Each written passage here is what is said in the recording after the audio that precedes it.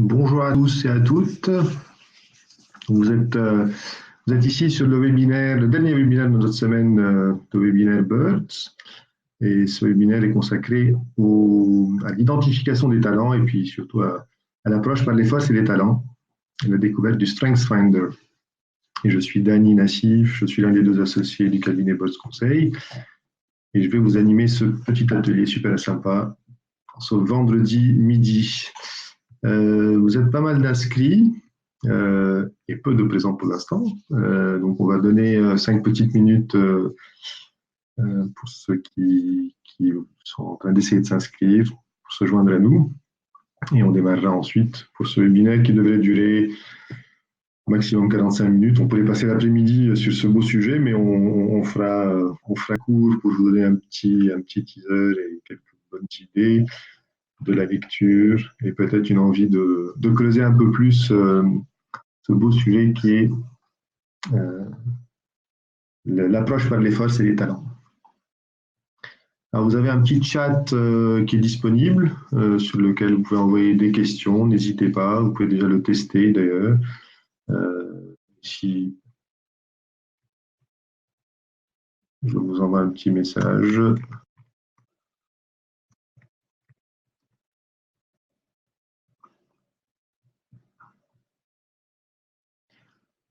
Un petit mot également.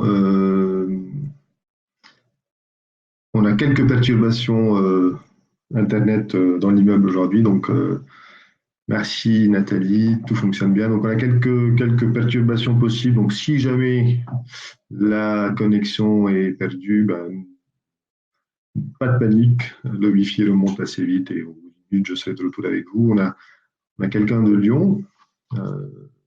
Bonjour à Lyon, sympa. Ça, c'est l'avantage des webinaires. On est un peu partout.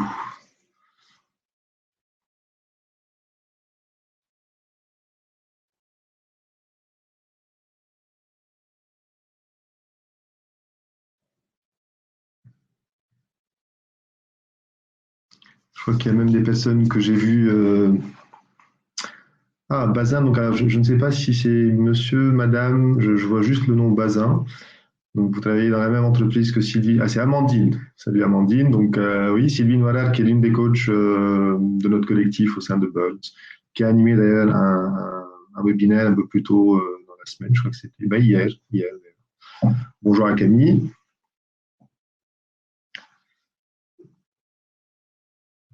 Ah oui, dommage.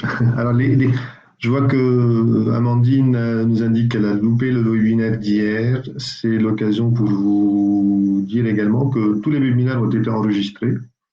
Donc, vous retrouverez, si vous venez sur le site BIRDS Conseil, vous retrouverez les liens pour aller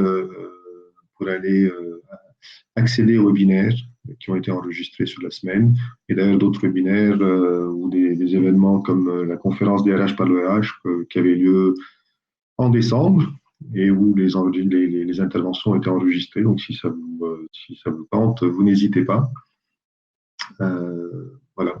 Laura, je vois que Laura est sur le webinaire. Si tu peux partager, voilà, super, merci Laura. Si tu peux mettre l'adresse de la chaîne YouTube sur le chat, ce sera sympa aussi, Laura. Merci.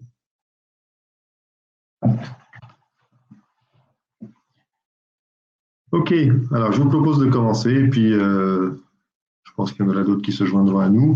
Donc, comme je vous le disais, ce webinaire, le sujet, c'est l'approche par les talents et les forces, et comment être dans son flow, avec notamment donc l'approche par le StrengthsFinder, qui est le modèle de Gallup, c'est ce qu'on va voir un peu plus tard dans ce webinaire.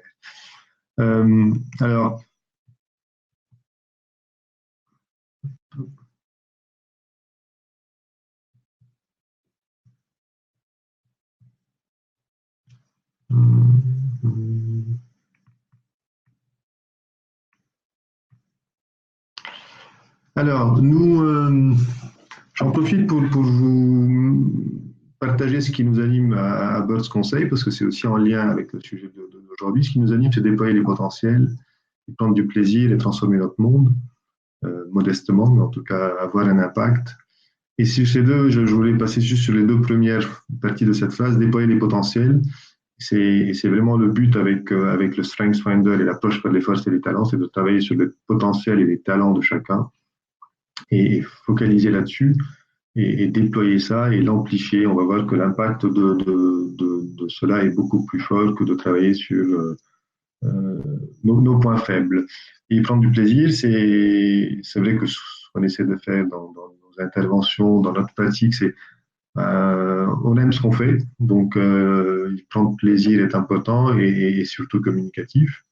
Et peut-être le lien avec aujourd'hui, c'est que quand on est sur ses forces et ses talents, ben, naturellement, on est bien, naturellement, on y prend du plaisir. Et c'est d'ailleurs dans l'autre sens aussi vrai, puisque quand on fait quelque chose de sympa, c'est qu'on est sur notre force et nos talents. Et c'est un bon indicateur. Voilà, donc on parle force et talent. Et avant de rentrer dans l'inventaire et l'outil, ce qui est toujours important pour nous, c'est de préciser un petit peu d'où ça vient. Ce n'est pas un effet de mode, ce n'est pas simplement encore un autre inventaire de personnalité, mais c'est vraiment une approche, la philosophie des forces, l'approche par les forces et les talents, qui nous vient de la psychologie positive. Alors peut-être que certains d'entre vous sont déjà familiers avec la psychologie positive. Et c'est l'occasion là de repréciser un petit peu ce que c'est justement. Alors, la psychologie positive a émergé avec cette question toute simple, qui est extrêmement importante, qui est qu'est-ce qui fonctionne chez les personnes et qu'est-ce qui fait du bien? Puisque finalement, la psychologie, la psychiatrie, au départ, s'intéressait beaucoup et quasi exclusivement aux pathologies, à ce qui ne se passait pas bien en nous, dans la société, chez les personnes. Et c'est en fait, il y a une trentaine d'années, Martin Seligman, qui était le patron de l'association des psychiatres américains, avec des collègues, ont commencé à se poser cette question, à se dire, bon, tiens, quand même, on a 85% de la population ou 90% du temps, on va bien et on fait les choses bien, on est performant. On ne s'est jamais posé la question de pourquoi. Qu'est-ce qui fonctionne et qu'est-ce qui nous fait du bien. Et quand cette population-là a commencé à se poser cette question, ce sont des psychiatres, des professionnels, des médecins, et ils sont rentrés dans un mode où ils ont commencé à observer des choses et à les valider scientifiquement. Et donc de valider scientifiquement des effets qui sont bénéfiques pour l'esprit et pour le corps. Pour l'esprit, on le voit bien, on se dit, bon, on se sent mieux, mais c'est surtout aussi voir le lien avec le corps, avec le physique. Et on le sait maintenant, et c'est prouvé aussi par de nombreuses études, qu'il y a effectivement un lien entre comment on se sent et comment on est physiquement. On a un impact sur la tension, sur les maladies du cœur, sur tout le système vagal. Il y a un véritable impact de notre esprit sur notre corps. Et ce que la psychologie positive a amené, c'est de voir que ce sont des choses qu'on met en place, qu'on fait à répétition, qui ont cet impact-là et qui font qu'on va être mieux, se sentir mieux et plus performant. L'autre point intéressant aussi, c'est que ça a amené une multitude de domaines d'application. Et que ce n'est pas juste je me sens bien moi personnellement et ça va, c'est aussi on a vu des domaines d'application dans le business, dans les organisations, dans la performance des organisations. Et ça, l'impact principal, c'est que ça a aussi amené de l'argent finalement, amené du financement à ces domaines-là, ce qui fait que ça a accentué la recherche. Et aujourd'hui, quand vous regardez, la psychologie positive avait commencé avec Seligman, avec University of Pennsylvania aux US, et quelques-unes petites. Et là, aujourd'hui, quand vous regardez psychologie positive, toutes les grandes universités ont leur programme de psychologie positive, ont des doctorants, des chaires, et tout ça, c'est de la recherche derrière. Même des entités comme MIT, qui est une université technique américaine, a fait des travaux sur la théorie des systèmes et la psychologie positive associée. Et aujourd'hui, d'ailleurs, on le voit, on a plus de 2000 publications par an depuis 1998. Et avant cette époque-là, on était à une soixantaine. Donc, c'est vraiment un signe aujourd'hui de développement très fort de ce domaine de la psychologie positive. Un des points intéressants aussi avec la psychologie positive, c'est que ça touche, comme je vous le disiez, c'est une multitude de domaines de l'éducation, donc c'est vrai que ça nous touche tous. Et c'est aussi des choses qui sont simples à comprendre, ce sont des pratiques à mettre en place, à utiliser, et on voit l'impact. Je sais pas vous, mais moi personnellement, quand on parle psychologie, je vois le gros bouquin où je vais relire 3 fois les phrases pour comprendre et je vais peut-être pas aller au bout. Quand on est sur la psychologie positive, ce sont des bouquins assez simples à lire, assez compréhensibles, très pratiques et avec un impact. D'ailleurs, si vous allez dans n'importe quelle librairie, ben, vous avez tout un domaine sur le développement personnel, vous allez voir beaucoup de bouquins sur la psychologie positive. Et là-dedans, il y a des personnes qui ont eu des expériences et qui vont écrire un bouquin. Et puis, vous avez un tas de bouquins qui sont des livres venant de personnes qui sont des docteurs en psychologie positive, qui ont du coup fait travailler des thésards, qui ont travaillé eux-mêmes avec de la recherche et sorti des livres qui sont du coup beaucoup plus fondés, beaucoup plus scientifiques, beaucoup plus sérieux quelque part. Et si vous deviez commencer par quelque chose, l'invitation c'est de commencer par ces livres-là. Alors, on vous a fait un petit travail aussi de sélection, hein, si vous avez envie d'en apprendre plus, avec ces quelques livres que je vous recommande. Martin Seligman avec la base vraiment de la psychologie positive, Vive la psychologie positive. S'il faut commencer par quelque chose, c'est peut-être pas celui-là, c'est en format poche. Mais vous avez aussi un autre livre qui est extrêmement sympa, qui est les couples heureux ont leurs secrets, qui est écrit par Gottman, et qui révèle comment la positivité dans les relations est importante et quelles sont les recettes pour ça. Et c'est ce qui fait que les couples heureux ont ces petits secrets. Et là où c'est intéressant, c'est que ça se traduit bien dans l'entreprise, puisque le mécanisme des relations qu'on a à titre perso, on le retrouve aussi dans les entreprises où on a des relations avec nos collaborateurs, nos patrons, nos clients, et on retrouve un petit peu les mêmes secrets à appliquer. Vous avez un Tal Ben-Shahar avec aussi Being Happy, qui existe en version française, avec des recettes simples pour chercher le bonheur. Voilà, plein de bons livres que je vous recommande, qui ont souvent des titres qui peuvent paraître un peu simples, Being Happy ou Qu'est-ce qui nous rend vraiment heureux. Mais justement, comme c'est la psychologie positive et que ce sont des études sérieuses avec des recettes simples, eh bien ça marche. Ça marche quand on change de posture, quand on applique dans le temps et qu'on voit l'impact sur soi et sur notre environnement. Alors, pour aller plus loin, donc du coup dans ce domaine parce que dans la psychologie positive, vous avez plein de domaines, et là on va se consacrer plus à l'approche par les forces et les talents. Ce slide suivant là devrait vous générer quelques réactions. Alors, si vous avez envie de partager des choses sur le chat, c'est le moment.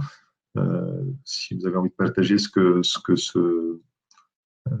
ce relevé de notes vous inspire, comme peut-être comme souvenir ou comme réaction là à chaud sur ce relevé de notes un peu classique, on va dire.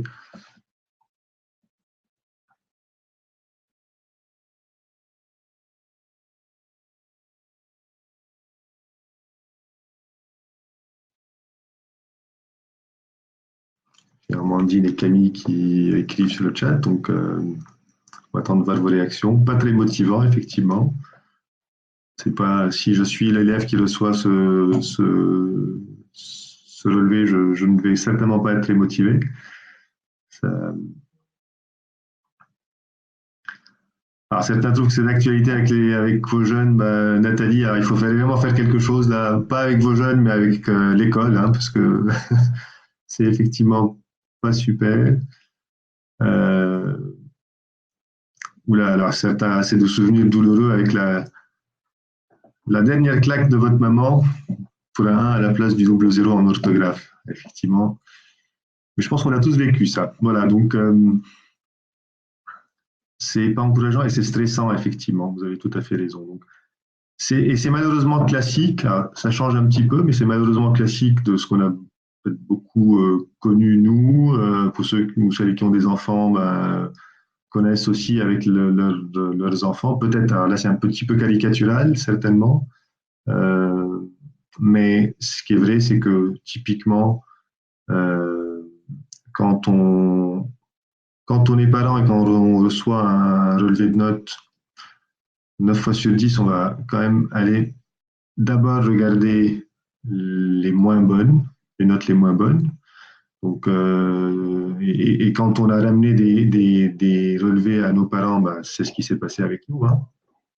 Euh, Quand on ramenait un 19 et un 9, c'était le 9 que nos parents regardaient avant le 19. Donc, avant de féliciter pour le 19, on allait chercher la mauvaise note.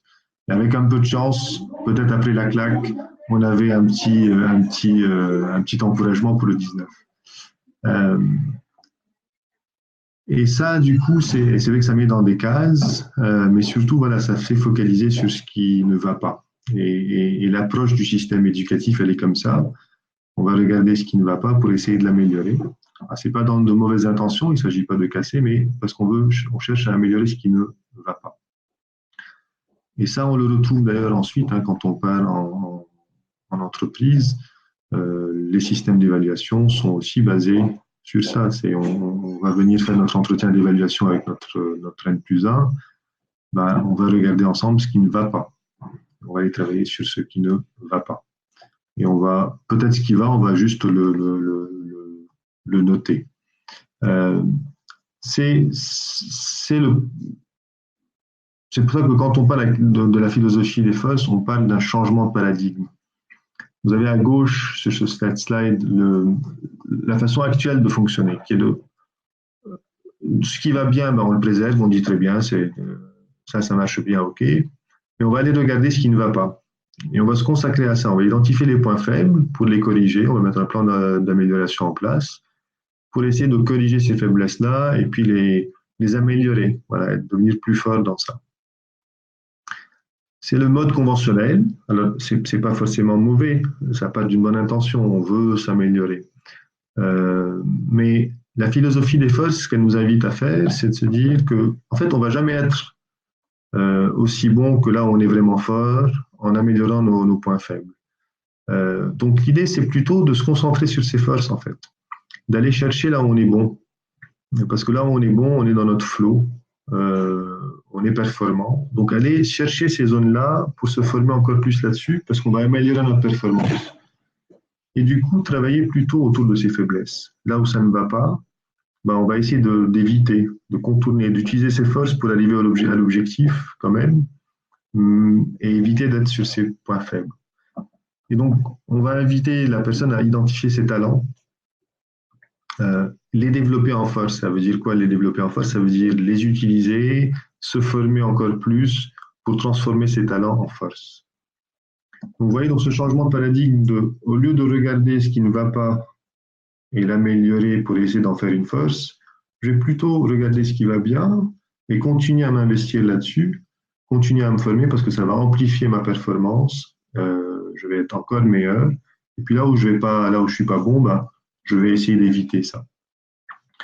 Et ce qu'on dit souvent, c'est que travailler sur ses faiblesses, en fait, évite l'échec. Voilà, il y a un minimum à faire sur certaines choses où voilà, il faut que je maîtrise un minimum pour éviter de me planter, pour éviter l'échec.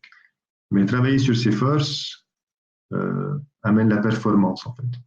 Donc, travailler sur ses faiblesses va nous prévenir de l'échec, mais travailler sur ses forces peut nous amener à la performance. Voilà un petit peu ce changement de paradigme qui est au cœur de la philosophie des forces et des talents. Alors, normalement, là, je pense que on comprend. S'il y a des questions à ce stade, vous pouvez les poser ou des réactions par rapport à ça, vous pouvez les poser sur le chat. Ensuite, je vais vous faire un tout petit quiz pour bien ancrer ce changement de paradigme et voir si vous l'avez bien perçu. S'il n'y a pas de questions, je vous passe à ce petit quiz qui normalement est animé, mais malheureusement l'animation ne fonctionne pas sur le webinaire, mais on va le faire du coup verbalement. C'est un exercice en fait une étude qui a été faite sur de la vitesse de lecture. Donc, on a donné un texte à lire à des participants et suite à une première lecture, en fonction de la vitesse de lecture, on a mis les participants dans deux groupes. Un groupe de lecteurs dits moyens qui ont lu à 90 mots minutes et un groupe de lecteurs dits performants qui ont lu à 350 mots minutes. Il faut savoir qu'en CP, je crois que vous sortez du CP dans l'évaluation, c'est 70 mots minutes. Donc voilà, ça vous donne un peu les ordres de grandeur. Une première passe, 90 mots minutes, 350 mots minutes. Et là, on vient ensuite former ces groupes à des techniques de lecture rapide pour améliorer leur vitesse de lecture. Et, lire rapidement, voilà, il y a des techniques pour ça et c'est ce qu'on vient faire, c'est donner ces techniques à ces groupes pour les faire lire plus rapidement. Et on refait du coup l'exercice avec les groupes. Et les lecteurs moyens passent de 90 à 150. Donc il y a une amélioration, c'est normal, on les a formés, ils se sont améliorés, ils ont eu des techniques et ils s'améliorent. Amélioration quand même notable. Donc la question que je vous pose, et j'aimerais bien juste des réponses dans le chat pour avoir un peu des idées de ce que vous en pensez. La question, c'est quel niveau atteignent les lecteurs performants qui étaient à 350 après cette formation-là? Allez-y. Vos réponses dans le chat.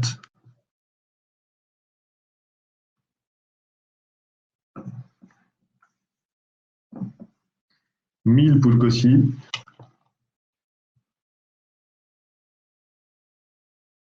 Donc en amélioration nette. 550, petite amélioration du même mode que les lecteurs moyens. 1200, bonne amélioration également. Donc ça s'améliore, mais fortement. Et Amandine qui a aussi une amélioration assez conséquente aussi. Donc oui, si on reprend ce que je vous disais tout à l'heure avec le changement de paradigme, en travaillant sur ces forces, on va aller chercher une amélioration qui va être encore plus forte, vu que c'est notre point fort. Donc, on va avoir une amélioration qui va être plus conséquente en pourcentage que l'amélioration pour les lecteurs moyens. Et en fait, il faut savoir que la vitesse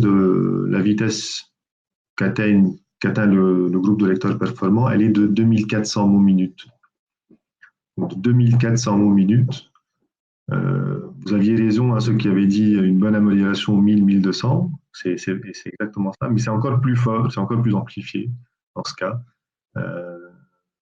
Et ça montre, c'est un exemple qui montre très bien pourquoi on doit travailler sur nos forces et nos talents.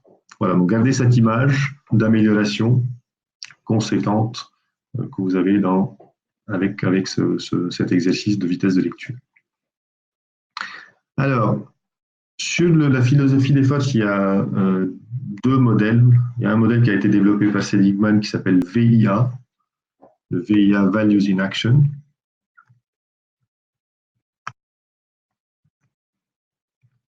Si vous lisez le livre de Seligman, la psychologie positive, il a son petit test qui est là-dedans. Il y a un autre modèle qui est le modèle de Gallup, qui est lui le plus répandu, surtout dans les organisations et dans les milieux professionnels, et qui est un modèle, et c'est ce modèle-là qu'on va vous détailler là. Voilà, donc le modèle de Gallup, en quelques mots.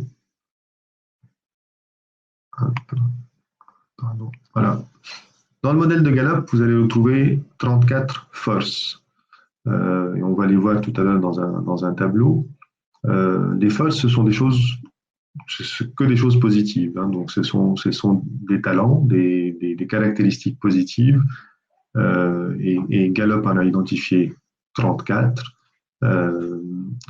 qui ont été regroupés en 4 thèmes. Les 4 thèmes, on va les voir aussi. Vous avez un thème qui est dans l'exécution, comment on est dans l'exécution, comment on fait, dans l'influence, comment on influence autour de nous, comment on emmène avec nous, dans la relation, comment on est dans la relation avec les autres, et puis dans l'intellect, comment on réfléchit, comment on est dans notre cerveau, comment on réfléchit. Donc ces 4 thèmes-là, au-delà du modèle simplement des forces et des thèmes, Gallup a développé une méthode également, une méthode de coaching et d'accompagnement des individus et des équipes pour les emmener vers une meilleure utilisation de leurs forces et de leurs talents. Cette méthode s'appuie sur un test aussi, qui est le Strengths Finder, qui est un test qui permet d'identifier votre ranking de force, c'est-à-dire ces 34 forces, comment sont-elles présentes chez vous, de la plus présente à la moins présente. Okay, donc, les 34 forces vont être classées, vous passez le test et vous allez avoir les 34 forces qui vont être classées et un rapport qui sera disponible pour vous. Et on parle souvent aussi de votre top 5, c'est la signature, certains l'ont peut-être déjà fait. Votre signature, c'est votre top 5 de forces, les 5 premières qui sont les plus présentes. Et on dit que c'est une signature parce que vous avez une chance sur 32 millions d'avoir la même chose que quelqu'un d'autre, donc 5 dans le même ordre. Donc ça vous caractérise un petit peu. Ça va vous mettre dans des cases, mais ça vous caractérise, c'est votre top 5. Donc ces 34 forces disponibles dans le modèle et dans un ranking suite au test, l'inventaire de talents Strengths Finder. Et cet inventaire est assez... aujourd'hui, il a été fait par plus de quasiment 20 millions de personnes qui ont déjà passé le test. Donc c'est un vrai outil basé sur le savoir-faire de Gallup en matière de data et de traitement des données. Et aujourd'hui, il est extrêmement fiable, ce test, et les résultats sont toujours bluffants quand on restitue aux personnes où elles se reconnaissent, et même des choses qu'elles avaient oubliées, des forces, des talents qu'elles avaient oubliés et qu'elles retrouvent au travers du test. Donc, voilà un peu le modèle tel qu'il est structuré. Et je vais vous parler donc des thèmes, là, avant de revenir à quelques concepts. Je vous disais donc les 4 thèmes d'exécution, d'influence, comment on est dans la relation et comment on réfléchit. À titre d'exemple, dans l'exécution, et les mots sont en anglais, alors, il existe en français, il est traduit également. On aime bien utiliser la terminologie anglaise parce qu'elle est plus juste. Mais dans les thèmes d'exécution, vous allez par exemple trouver Achiever, c'est comment on est dans cette force-là qui consiste à avoir des plans d'action et à les descendre. Voilà. On aime bien, et là on aime bien barrer, on a notre liste de to-do et on va les barrer dès qu'on fait. Donc on est dans le faire. Responsibility, par exemple, c'est cette force qui est de s'engager. Voilà, quand on a ça, quand on s'engage sur quelque chose, on va faire. Et on sait que du coup, quand cette personne s'engage, on sait qu'on peut compter dessus. Si on prend un exemple dans Relationship Building, en bleu, vous avez une force qui est harmonie, qui est cette force, cette capacité à faire en sorte que les choses soient harmonieuses. On ne va pas nécessairement aimer le conflit, donc on va pas l'éviter, mais plutôt faire en sorte que ça se passe bien. Et par exemple, dans une équipe, quand on a quelqu'un dont c'est une des forces dans le top 5, on va voir que cette personne va, dans les réunions, dans les discussions, quand il y a un peu de tension, des choses comme ça, elle va pouvoir amener ce côté-là de faire en sorte que les choses se passent bien entre les personnes dans l'équipe. Un exemple dans Strategic Thinking, c'est Ideation, par exemple. Ideation, c'est la capacité à avoir plein d'idées. On aime bien avoir des idées, on est créatif, quels que soient les sujets, on réfléchit et on propose des choses, on a des idées, c'est cette capacité à faire, à avoir des idées. Voilà, donc ça vous donne un petit peu les exemples de ce que sont les forces dans le modèle. Et là où c'est extrêmement intéressant, c'est que, vous le voyez, c'est que des choses positives. Donc, on ne va pas aimer ou pas aimer, c'est des choses positives. Après, on en prend conscience. Des fois, on découvre, mais on est toujours sur du positif. Et donc, quand on travaille avec des équipes avec ces modèles-là, s'il y a des tensions dans l'équipe, s'il y a des difficultés ou autre, ben, contrairement à d'autres modèles d'inventaire où on peut avoir tendance à le recevoir comme étant mis dans une case, ah bah tiens, moi je suis par exemple, je suis introverti, je vais être extraverti ou je suis dans le jugement. Enfin, ce genre de tests qui peuvent être amenés à mettre dans des cases. Là, on va plus être sur des traits de caractère, des choses positive, il y a un mix et ensuite on invite à jouer un petit peu avec tout ça. Alors on a une question pour comment faire le test. Le test, vous le faites, vous pouvez aller sur le site de Gallup et vous inscrire et acheter le test.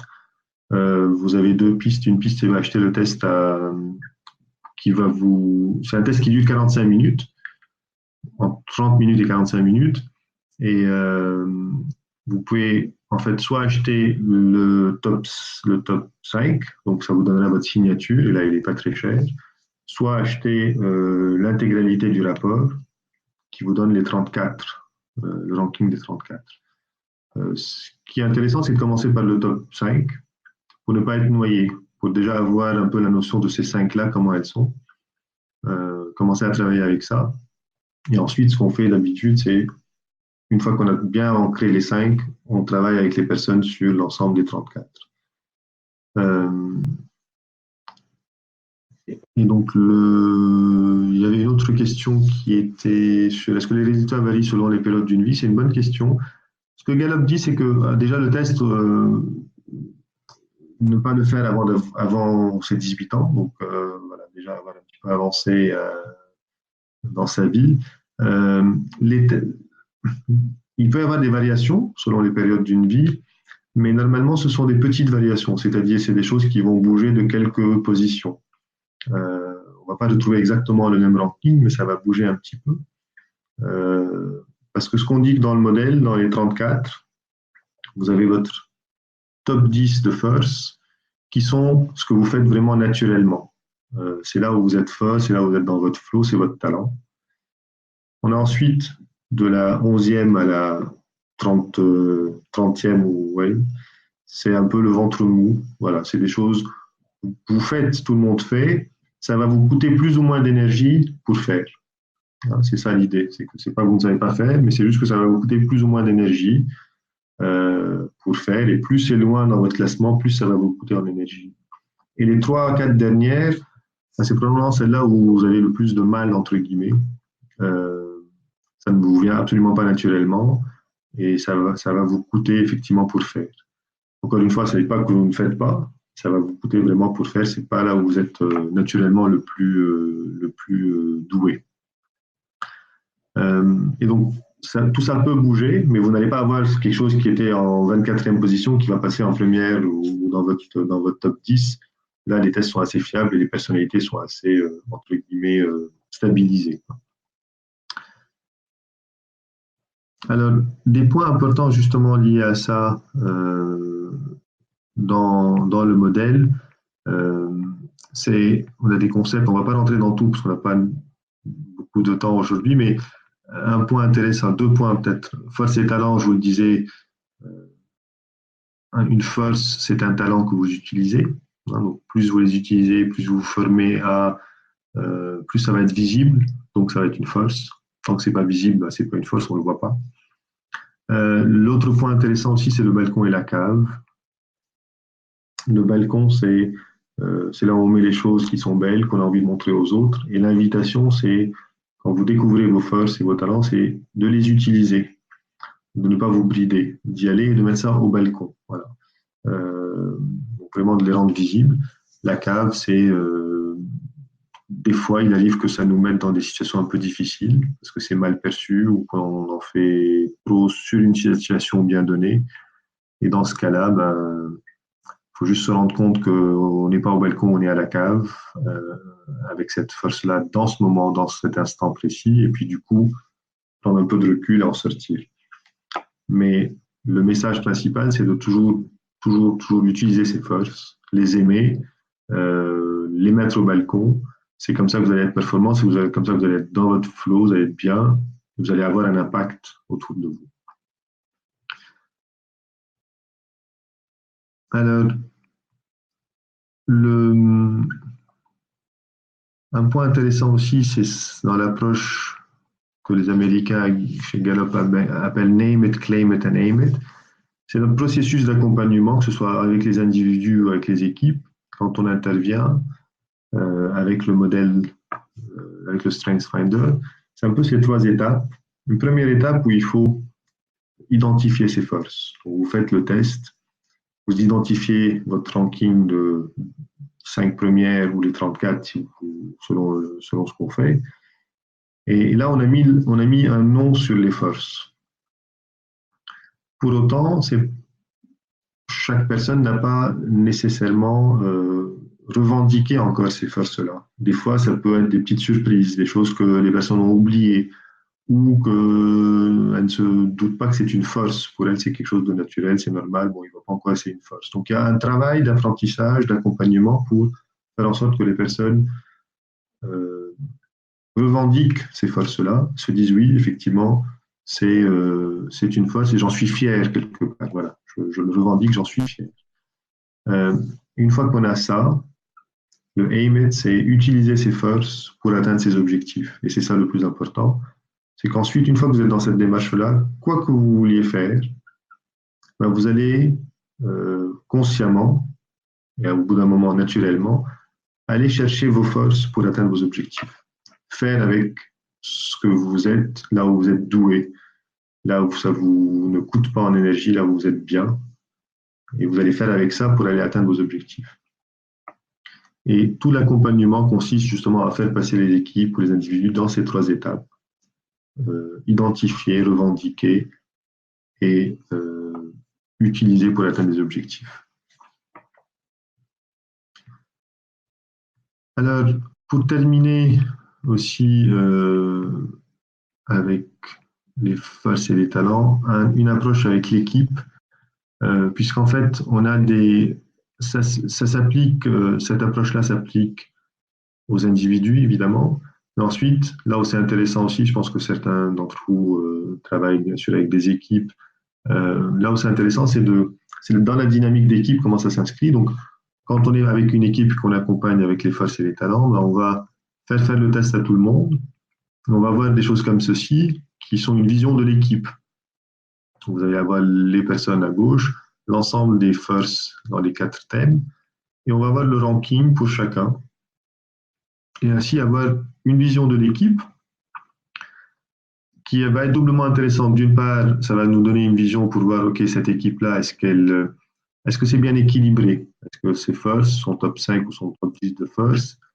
Et bien sur l'ensemble des 4 thématiques? Ou est-ce qu'ils sont plutôt orientés exécution et relations et pas trop sur tous les thèmes d'influence et de réflexion stratégique? Auquel cas, on va les inviter à voir comment ils vont adresser ces 2 thématiques-là. Mais l'autre dimension qui est intéressante aussi, c'est de donner à chacun la connaissance de l'autre et voir du coup sur quelle force ils peuvent s'appuyer chez les autres aussi. Ce que chacun va pouvoir amener à l'équipe, puisque l'invitation va être que chacun amène ses forces et ses talents. Donc voilà, ça c'est comment on va aborder avec des équipes le modèle et l'usage du StrengthsFinder. Et en fait, du coup, si on résume un petit peu, il y a le modèle avec la phase d'identification.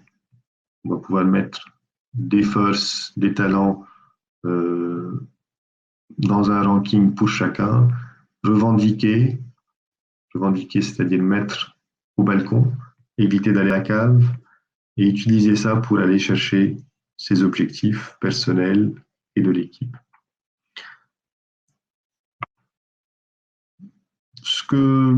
si vous avez fait le test ou si vous ne l'avez pas fait et que vous avez envie un peu de pratiquer, une invitation pour vous, là, et c'est intéressant à faire, même si vous n'avez pas fait le test, c'est de réfléchir à une de vos forces. Si vous avez fait le test, vous prenez l'une de votre top 5. Si vous n'avez pas fait le test, ben, retrouvez un peu ce que vous aimiez faire quand vous étiez gamin ou gamine. Et dans votre enfance, là, vous étiez bien. Et regardez quelle était la force qui était utilisée à ce moment-là. Regardez dans le modèle de Gallup s'il y a des choses qui vous parlent. Et prenez une force, une seule, et regardez sur la semaine qui vient, la semaine prochaine, regardez quels sont les événements que vous allez avoir pendant cette semaine-là et sur lesquels cette force, ce talent pourrait vous aider. Et en fait, écrivez sur un bout de papier, choisissez 4-5 événements, écrivez sur un bout de papier quel est l'événement et comment cette force va vous aider. Et du coup, consciemment, la semaine prochaine, utilisez-la et voyez l'impact. Voyez l'impact sur vous et voyez l'impact autour de vous. C'est un petit moyen simple, facile, d'ancrer les choses si vous avez fait le test ou de découvrir un petit peu plus avec votre vécu l'approche par les forces et les talents. C'est-à-dire voir l'impact sur vous et voir l'impact sur les autres quand vous êtes sur votre force. Donc, c'est une façon simple de le faire en conscience. Et c'est l'invitation que j'ai pour vous aujourd'hui pour continuer à concrétiser ce qu'on a abordé là ensemble. Et pour terminer, donc du coup aussi, ce qu'on fait nous au niveau du cabinet de Birds Conseil avec cette approche, c'est on l'intègre dans des programmes de développement. On travaille avec des DRH, les entités RH pour intégrer l'approche par les forces et les talents dans leur programme de développement, dans les évaluations annuelles ou semestrielles ou continues, dans l'établissement des plans de formation. Donc vraiment intégrer l'approche par les forces et les talents avec l'inventaire dans les programmes de développement. Et ça, c'est vraiment la chose la plus puissante parce que du coup, on va vraiment changer le paradigme. On ne va plus se focaliser sur ce qui ne va pas, mais plutôt se focaliser sur ce qui va. On utilise beaucoup en coaching individuel ou en coaching d'équipe. Quand on accompagne soit des équipes, soit des individus, on va intégrer à un moment donné l'inventaire du StrengthsFinder. Et ensuite, il y a aussi une utilisation assez sympa, puissante, lors de kick-off ou dans des événements de team building sur une journée. On va intégrer un module d'une demi-journée ou 2 heures autour du StrengthsFinder. Vous allez avoir l'ensemble de l'équipe qui passe son test. On fait un débrief sympa et ça met dans une énergie positive et une dynamique positive. Et ça les fait se connaître un peu plus et connaître plus leurs forces et leurs talents. Voilà un petit peu les façons dont on a d'appliquer ça dans les entreprises. Et donc, si certains d'entre vous sont dans des positions de direction de ressources humaines ou opérationnelles, c'est des moyens qu'on peut proposer pour vous accompagner. On serait ravis d'en discuter un peu plus avec vous et vous pouvez nous joindre bien sûr sur Birds Conseil. Voici ce que je voulais partager avec vous aujourd'hui. Il nous reste quelques petites minutes dans nos 45 minutes réglementaires pour des questions éventuellement. Donc, si vous en avez, n'hésitez pas sur le chat, que je vais laisser ouvert encore quelques minutes. Et si jamais vous devez nous quitter, je vous souhaite une belle fin de journée, une belle après-midi et un beau week-end.